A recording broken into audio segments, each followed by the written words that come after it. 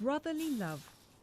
Teenagers Brandon and Fraser have plenty of it, but they haven't always had each other.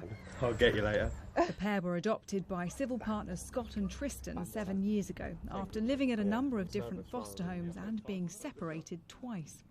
Their parents spotted them together in a publication for prospective adopters.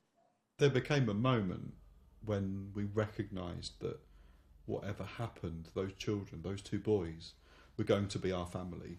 When they came to live with us and we had some tricky times, people would say, oh, wouldn't it have been better if there were, if you just had one of them?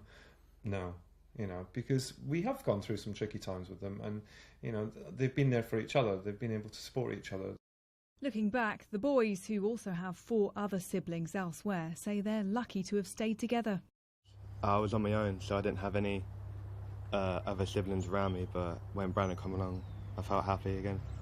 I felt like, I don't know, I can move on with another person beside me. I think it would have been really, really hard to live by myself. 6,000 children need to be adopted every year in the UK, and 49% of young people waiting for a family have siblings.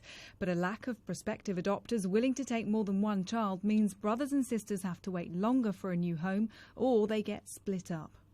For families to come forward to be appropriate to take more than one child is a difficult process for the families, and sibling groups are harder to place. Also, boys are harder to place than girls, and the older the children are, the harder they are to place. If they've had real difficulties with parents of their own for a whole range of reasons, drug and alcohol, mental health issues, domestic violence, that often that relationship is particularly important. So one doesn't want to add to the trauma of separating children from their birth parents to also separate siblings from each other.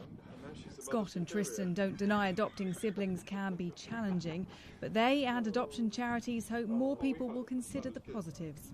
They will go on now to be amazing adults, and I firmly believe that is a part of keeping them together so that they can bounce off each other. Gemma Morris, Sky News.